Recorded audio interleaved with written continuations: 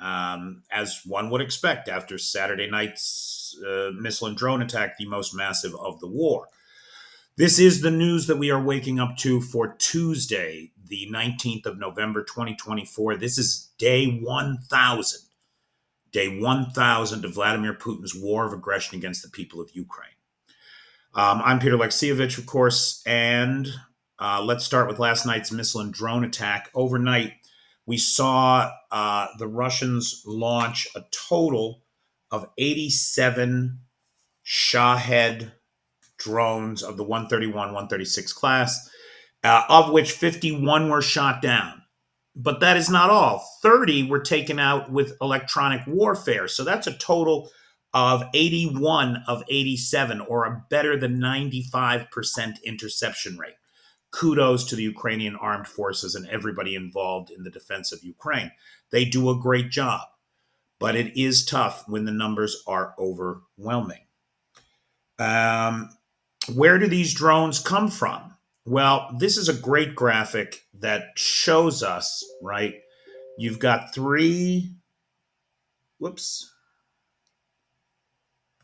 You've got three principal locations. Down here in Crimea, they get launched from. Out here in Rostov-on-Don, or just south of there in Krasnodar Krai. And then up top here in Kursk. Now, so a third of the drones that come into Ukraine come from the Kursk Oblast. That's where they're coming in from. This is good news. It's not good news, but there is good news for the Ukrainians on this front who want to be able to hit those drone launch positions. And that is that purportedly the Ukrainians have been granted the long-range use of ATACMS. Now, look. There are all kinds of reports in the media about this. Today, Axios and Philip Ingram, who is a former spy for British intelligence services and a military man, as well as a journalist in his retirement, and a noted expert on these matters. In an interview with Times Radio today, he concurred with what had been reported in Axios, that the ATACMS permissions were only for Kursk. Now, hang on. It's a little bit more nuanced than that, okay? Kursk, or where the military target is just over the border but is being used to attack Ukraine. Now, what that means exactly is unclear, right? Where there's an imminent threat. So we don't really know if this map, with all of its many juicy targets, is really accurate for what the Ukrainians can hit. And frankly, right, the less we know, the better on this. The less we know, the less the Russians are likely to know, the more uncertain their position becomes.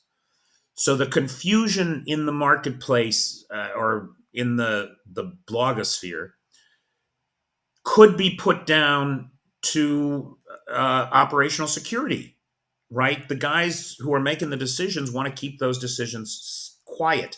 Remember, we still have not had the White House say that this is the case. It's just that everybody's reporting it. Remember, too, if it's true, and the White House has given its authorization for ATACMS use only in Kursk, well, I reported the use of ATACMS in Kursk on at least 3 separate occasions as early as September 16th. So it is possible that what we all hoped, 2-3 months ago, that America would grant that long-range authorization somewhere, may have been the case all along. We just don't know. We just don't know. And anybody who says they know, I think, is full of shit. It's an evolving situation. On the subject of evolving situations, where does this put the Storm Shadow scalp? Now, I would like to have a conversation about this. It's going to be extremely boring for most people, so you might want to skip ahead to the next slide. But I think that it's an important conversation to have. We are getting mixed reports about whether or not the U.S. is telling Great Britain not to use Storm Shadows. It appeared at first, right? Le Figaro, a European media outlet, reported that Ukraine had been granted long range strike capability authorization for the Storm Shadows and Scalps by the British and the French. That was reported in Figaro. However, we are now getting reports that the Biden administration has stepped in and said, no, no, no, no, no, no, no, no, no.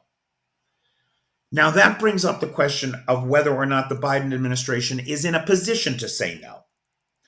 And this is the conversation that I want to have, because it's my opinion that what we are seeing in the British and French reluctance to grant the long-range authorization is a political decision, because they do not want to fracture the alliance with the United States. And the United States is against these long-range strikes into Russia. For whatever reason, fear, weakness, being suckered by Putin, it does appear that that's where the United States is at, right? So the question becomes, why do I think that this is a political choice on the behalf of the French and the British not to go it alone and just authorize the use of their weapons? The first thing is that I don't believe that there's any dependency on U.S. technology. And the reason that I don't believe that is because these missiles were developed as ITAR free. That is to say that they were developed not to include any dependency on Western components, and on American components specifically, on American components specifically. They should be able to operate just fine without any American technology. Now, some people have argued that was true in the beginning, but with a certain iteration of the Scalp and Storm Shadow, there was a layer of American technology added for targeting specifically. And because of that, they are not ITAR free. Okay, let's assume that those people are right, that happened, that there is this dependency on the American technology piece. The only thing is, under the rules of ITAR, that only gives the Americans say in whether or not the weapons get exported to other countries. Once they are exported and the export has been approved, what the countries do with them is their business under the rules of ITAR.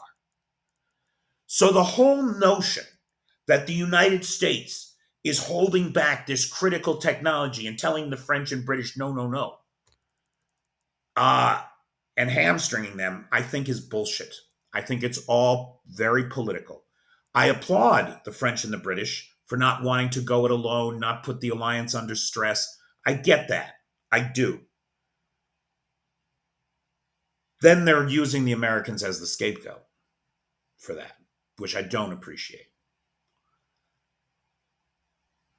Whether or not, we still don't know for sure whether or not Scalps and Storm Shadows will be permitted their usage. Zelensky said that the missiles will do the talking. We're not going to talk about this at all, and we'll let the missiles do the talking. Now,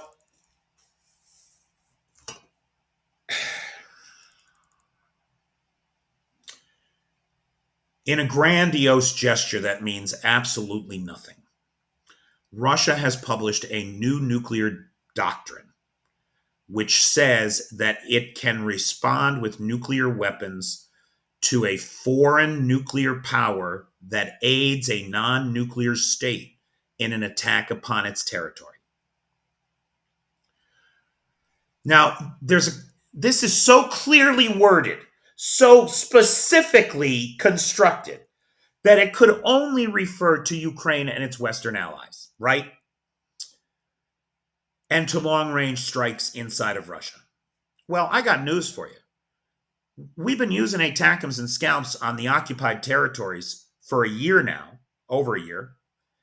And according to the Russians, the temporarily occupied territories are in fact Russia. So we've been using these weapons on the territory of the Russian Federation for a year, and it has not sparked a nuclear response. Why would a few hundred kilometers make a difference? That's the first thing in terms of the hypocrisy of the Russians and the Russian Federation about their own decrees. And then the second part of this is that it's complete bullshit. It's not a change to nuclear doctrine at all. You can go back to October of 2022. There's a speech that Putin gives. 2022. Where he says that any attack on the territorial integrity of the Russian Federation enables the use of nuclear weapons. So this has been doctrine for many years inside of Russia. This is not a change. Nobody should look at this and say, oh, World War III. We're already in fucking World War III, in case you're not paying attention. You got North Korean troops in Europe killing Europeans. Don't tell me it's not World War III already. Now, in news of hybrid warfare, right? Because if the nuclear doctrine thing didn't tell you how desperate and weak the Putin regime is, this ought to. Undersea cables have been cut in the Baltic Sea. So up north there in the northern part of Europe, right, between Lithuania and Sweden, Sunday at around 10 a.m., a major communications cable was cut. Then just a couple of hours later, 65 miles away, the Sea Lion cable was disrupted that connects Germany and Finland. Repairs are expected to take a couple weeks, but it is worth noting that the affected nations, Sweden and Finland, all the nations are NATO nations, right? That's the first thing. The second thing, Sweden and Finland are recent members of NATO. And more to the point, I think, they both recently published guidelines for their citizenry regarding preparations for wartime action in their territories. They anticipate more trouble from the Russians. And they are the ones that have been hit. Now, this follows warnings by the UN and Western intelligence agencies that Russian military presence and activity around undersea infrastructure has shown a steep increase in the last few months as Putin selects targets for his hybrid warfare. Now, we don't know for certain that it was the Russians that did this. Could be somebody else. I'm not saying that we know for sure they are. But in terms of the suspects, Occam's razor, baby, who is it that's causing this kind of havoc and disruption in the world? Because they are so desperate to distract from Ukraine and the precarious position their economy is in. The foreign ministers of all the countries involved replied that they were deeply concerned. I think it is time for a little something more than thoughts and prayers, ladies and gentlemen. It is time to face the reality. As I sit here in the dark following a Russian missile attack, you should know that this future could be yours if we don't pay the price now and support Ukraine. Finally, now, of course, you can all be forgiven for thinking, oh gosh, that's an Su-34 on the tarmac there. I mean, clearly it's so lifelike and not a decoy target painted by the Russians. I saw this image. I thought it was very funny. In all fairness, I have to be fair, right? And not be too skewed in the view. This image is from Cayuga Air Base. Cayuga Air Base was abandoned. It was a place where bombers flew from, and fighters and bombers flew from, but it was hit early on badly by Ukrainian drones. And so everything was removed from here. I think what we're looking at is the chalk outline that never got painted because the airbase got shut down, right? That's what I think this really is. As funny as it is to imagine that this is what the Russians thought would dissuade the incoming drones, or act as a decoy. And I put it up here not just because the image is initially funny, but because the story of the Cayuga Air Base is important. When the Russians knew their planes weren't safe there, they fucking moved them. How much more will they move their shit back farther from the front if they know that the ATACMS, the Storm Shadows, and the Scalps are on the way? That's the question that I have. All right, finally, I do want to say I got a live ban on TikTok this week, so I'm off live, I guess, until the 26th. I am trying to fight it. I've tried to open a support ticket with the help desk. I am asking TikTokers to please contact support on my behalf and tell them, especially if you were in the live, tell them you were in the live. There was no hate speech. I'm being accused of hate speech and hateful behaviors. And I don't believe that that's true in any way. We deal with some difficult problems. We deal with the real evil in the world, Russian aggression. But I don't believe that my speech is hateful. Tell me if I'm wrong. If you think I'm right, do me a favor, hit up TikTok support, please. If you're a Patreon supporter, I appreciate your support. And you know, normally the news we are waking up to is available only to you. But since I can't do the live, I'm going to make the news we are waking up to available to everybody. I'll post it on YouTube and I'll make it public here on Patreon. So for anybody who is a Patreon supporter, please, if you would like and share this post, so in the hopes of finding other folks that might support me on the Patreon. Alrighty. So that's it for me for right now, guys. Any help is appreciated. The heat, when it is on, is expensive this winter already. So if you can see your way clear to joining the Patreon, I sure would appreciate it. Thanks so much. Make it a great day.